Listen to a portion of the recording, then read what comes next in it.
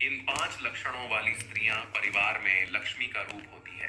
प्रिय भक्तों, आज हम एक ऐसे विषय पर चर्चा करने जा रहे हैं जो न केवल एक स्त्री के जीवन की गरिमा को दर्शाता है, बल्कि पूरे परिवार के सुख, समृद्धि और शांति का रहस्य भी अपने भीतर समेटे हुए है।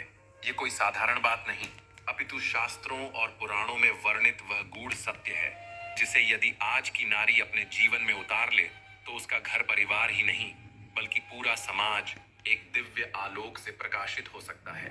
भाइयों और बहनों, पुराने समय में जब कोई घर टूटने लगता था, जब घर में कलह, क्लेश और दरिद्रता अपना डेरा जमा लेती थी, तब बुजुर्ग कहते थे, कहीं न कहीं गृह लक्ष्मी के आचरण में दोष आ गया है। ये बात सुनने में भले ही कठोर लगे, लेकिन इसके पीछे एक गहन रहस्य छुपा है, क्योंकि हमारे धर्म ग्रंथों में यह स्पष्ट रूप से कहा गया है कि जिस स्त्री के अंदर विशेष 5 लक्षण होते हैं, वह स्त्री घर में केवल पत्नी या बहू नहीं होती, वह स्वयं महालक्ष्मी का रूप बन जाती है। ऐसी स्त्री के चरण जहां भी पड़ते हैं, वहां दरिद्रता नहीं ठहरती।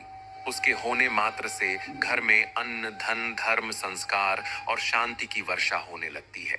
वह न सिर्फ अपने पति का सहारा बनती है, बल्कि सास ससुर की सेवा, बच्चों की परवरिश और कुल की मर्यादा का भी पवित्र भार अपने कंधों पर लेकर उसे निभाती है। साथियों, आज की इस भावपूर्ण और प्रेरणादायक कथा के माध्यम से हम उन्हीं 5 दिव्य लक्षणों की चर्चा करेंगे। ये लक्षण कोई दिखावे या बाहरी श्रृंगार से नहीं आते। ये तो उसके विचारों, व्यवहार, सेवा, त्याग और श्रद्धा से प्रकट होते हैं। और जिन स्त्रियों में ये 5 लक्षण होते हैं, उन्हें समाज लक्ष्मी के समान पूजनीय मानता है।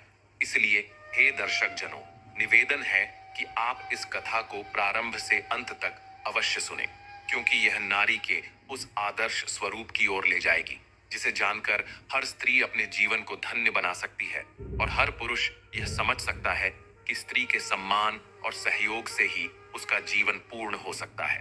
दर्शक बंधु, आपका कीमती समय नष्ट न करते हुए कथा को आरंभ करते हैं। लेकिन आगे बढ़ने से पहले आपको यह बता दें कि गरुड़ पुराण में साफ साफ कहा गया है, चाहे वह कोई कथा हो या कोई सीख, अगर उसे बीच में छोड़ दिया जाए तो वह पाप की श्रेणी में आता है। इसीलिए मेरा समस्त भाइयों और बहनों से विनम्र निवेदन है कि कृपया इस कथा को अंत तक अवश्य सुने। और अगर आप एक सच्चे सनातनी हैं तो हमारे चैनल को सब्सक्राइब जरूर करें। साथ ही नीचे जय श्री कृष्ण लिखकर अपना आशीर्वाद और समर्थन देना न भूलें। तो चलिए अब श्री हरि की कृपा से कथा आरंभ करते हैं। प्राचीन समय की बात है। एक पवित्र नगर में एक बहुत ही प्रतिष्ठित और पुण्यात्मा सेठ निवास करता था। वह सेठ न केवल धन में संपन्न था, बल्कि उसके हृदय में दया, प्रेम और धर्म की भावना भी गहराई से बसी थी। उसके जीवन की सबसे अमूल्य निधि थी उसकी इकलौती बेटी। वह पुत्री न केवल अनुपम सौंदर्य की प्रतिमूर्ति थी, बल्कि उसके आचरण, मर्यादा और शील ने सबका मन मोहा था। सेठ अपनी उस बेटी को ईश्वर का दिया हुआ वरदान मानता था और उसके सुखद भविष्य की चिंता में वह सदा परमात्मा से प्रार्थना करता रहता था। समय बीतता गया और जैसे जैसे वह कन्या विवाह योग्य आयु की ओर बढ़ी, वैसे वैसे सेठ के मन में चिंता की रेखाएं और गहरी होती गईं। उसने सोचा, हे प्रभु, जब मेरी बिटिया विवाह योग्य हो जाएगी तो मुझे उसके लिए ऐसा वर खोजना होगा जो उसके समान ही सद्गुणों से युक्त हो। उस युग की परंपरा यही थी कि घर के लोग स्वयं लड़का देखने नहीं जाते थे, बल्कि यह कार्य विश्वस्त पंडितों और नाइयों के द्वारा संपन्न होता था। वे नगर नगर जाकर उपयुक्त वर की तलाश करते थे। सेठ ने भी धर्म अनुसार यही मार्ग अपनाया। उसने नगर के प्रमुख और श्रद्धेय ब्राह्मणों और अनुभवशील नाइयों को आमंत्रित किया और उन्हें अपने हृदय की बात विनम्रता पूर्वक बताई। उसने कहा, मेरी बेटी ईश्वर की अनोखी कृति है।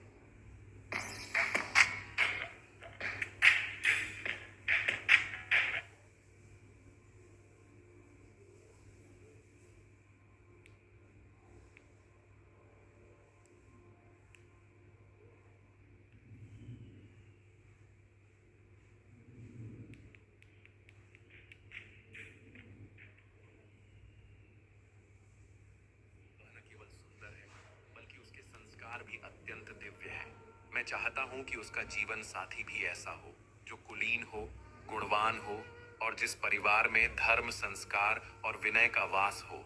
सेठ ने उनके हाथों एक सुंदर चिट्ठी लिखकर उन्हें उन्हें सौंप दी और कहा, हे विद्वज्जनों, आप इस पवित्र कार्य को पूरी श्रद्धा, विवेक और ईमानदारी से संपन्न करें। देश देश घूमिए, नगर नगर खोज कीजिए और मेरी पुत्री के लिए एक ऐसा वर ढूंढ लाइए जो रूप में सुंदर हो, मन में निर्मल हो और आचरण में आदर्श हो। जैसे मेरी पुत्री साक्षात लक्ष्मी समान है, वैसे ही उसका जीवन साथी भी श्री हरि समान हो। हे देवी लक्ष्मी, अब ध्यान पूर्वक सुनो। जब उन ब्राह्मणों और नाइयों को यह दिव्य कार्य सौंपा गया तो वे पूरे समर्पण और भक्ति भाव से देश देश, गांव गांव, नगर नगर यात्रा करने लगे। वे जहां भी जाते वहां ईश्वर का स्मरण करते हुए लोगों से पूछताछ करते, हर परिवार को देखते और योग्य वर की खोज करते। परंतु विधाता की लीला भी विचित्र होती है। जहां उन्हें रूपवान और योग्य युवक मिलते, वहां परिवार में या तो समृद्धि नहीं होती या फिर संस्कारों की कमी दिखती, और जहां परिवार आदर्श और धर्मनिष्ठ होते, वहां योग्य वर का अभाव होता। ये खोज अब एक तपस्या बन गई थी।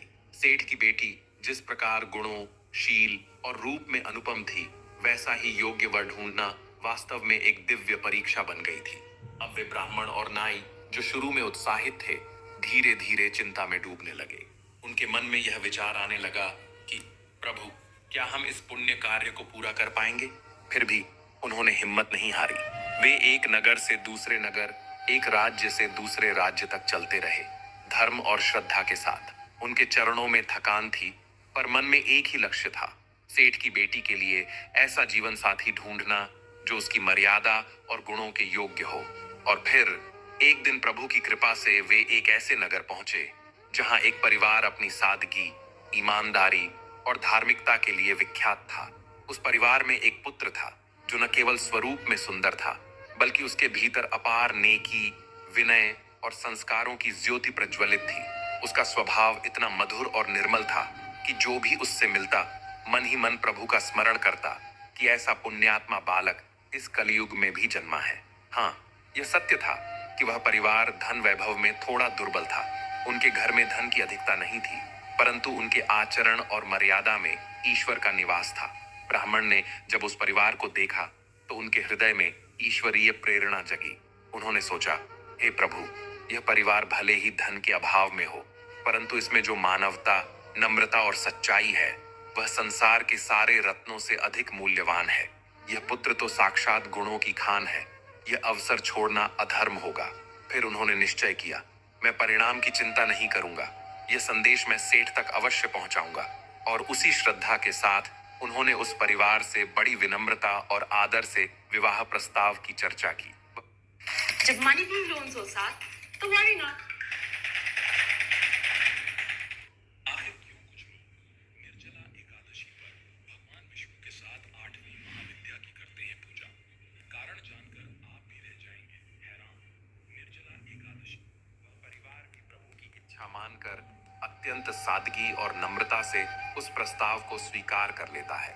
पंडितों ने शुभ मुहूर्त निकाला और विवाह की तिथि तय कर दी। फिर क्या था, ब्राह्मण और नाई प्रभु का नाम लेते हुए हर्षित मन से सेठ के घर लौटे।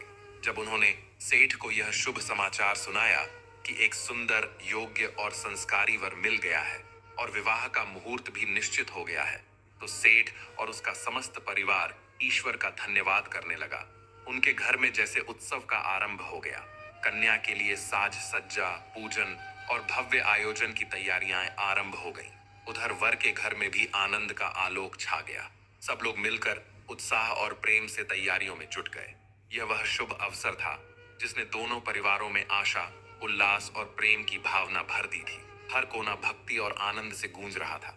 परंतु हे देवी, विधाता की लीला भी बड़ी गूढ़ होती है, जिसे कोई नहीं समझ सकता। विवाह की तिथि जैसे ही पास आई, एक अनहोनी घटना घट गई। वह वर जिसके लिए टीका भेजा गया था, जो पूरे परिवार का गर्व और आशा था, वह एक दिन एक गंभीर दुर्घटना का शिकार हो गया। इस दुर्घटना में उसकी एक आंख को भारी क्षति पहुंची और अब वह केवल एक आंख से ही देख सकता था। यह हादसा न केवल उस युवक के लिए पीड़ादायक था, बल्कि उसके संपूर्ण परिवार के लिए भी शोक और चिंता का कारण बन गया। अब विवाह का दिन बहुत निकट आ गया था और वर के घर में जहां पहले मंगल गीत गूंज रहे थे, वहां अब नीरवता और चिंता छा गई थी। चेहरे उदास हो चले थे और मन में तरह तरह के भय और आशंकाएं जन्म लेने लगी थी। परिवार के लोगों ने सोचा, हे प्रभु, अब हम क्या करें? यदि इस अवस्था में वर को बारात में लेकर